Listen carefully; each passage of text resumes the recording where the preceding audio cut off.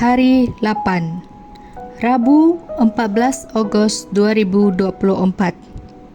Di atas setiap malaikat. Kitab suci Ibrani bab 1 ayat 5 hingga 14.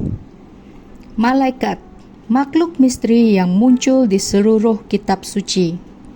Seorang malaikat dapat melenyapkan seluruh pasukan yang berjumlah 185,000 orang dalam satu malam.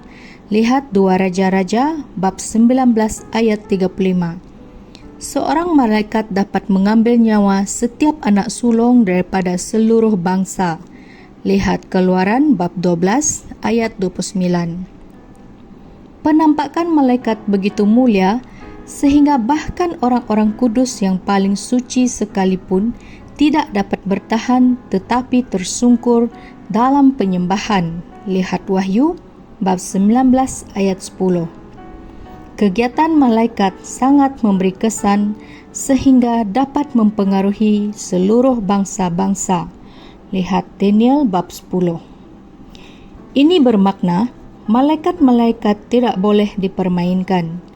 Mereka bukanlah Cupid, gemuk kecil yang berterbangan seperti yang difikirkan oleh sesetengah orang. Tidak, mereka adalah makhluk yang sangat berkuasa yang diutus oleh Tuhan untuk menyampaikan mesej-mesejnya. Roh-roh yang melayani ini adalah nyala api Tuhan.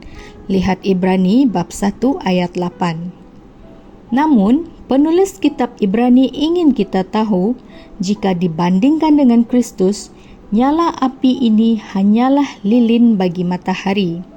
Sinaran Sang Anak jauh lebih terang dari segala ciptaan.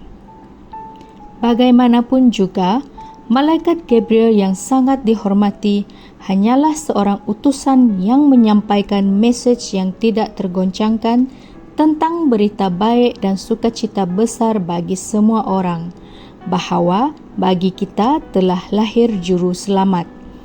Lukas bab 2 ayat 10 hingga 11. Walaupun kita tidak layak, kita adalah penerima mesej yang menakjubkan ini. Tetapi itu tidak berakhir di situ. Pada akhir zaman, kitab suci mengatakan bahawa kita yang mewarisi keselamatan suatu hari nanti akan menghakimi bahkan para malaikat. Lihat 1 Korintus bab 6 ayat 3. Cuba fikirkan lagi betapa kuat dan agungnya makhluk-makhluk malaikat ini. Pertimbangkan juga betapa kecil dan lemahnya kita. Hal ini tidak masuk akal kecuali mesej Kristus yang tidak tergoncangkan. Sebab di dalam Dialah yang lemah dijadikan kuat, yang fana dijadikan abadi, yang berdosa dijadikan benar, dan yang rendah hati ditinggikan. Dan demikianlah adanya, kami akan menghakimi para malaikat. Biarkan hal itu terpahat dalam fikiran kita. Doa hari ini. Ya Tuhan Bapa, apakah manusia itu sehingga Engkau memperhatikannya dan anak manusia yang Engkau kunjungi? Fikiran kami tidak dapat memahami kasih dan perkenanan tersebut. Engkau telah melimpahkan kepada kami. Biarlah hal itu menjadikan kami rendah hati, namun yakin akan mesej Kristus yang tidak tergoncangkan. Amin.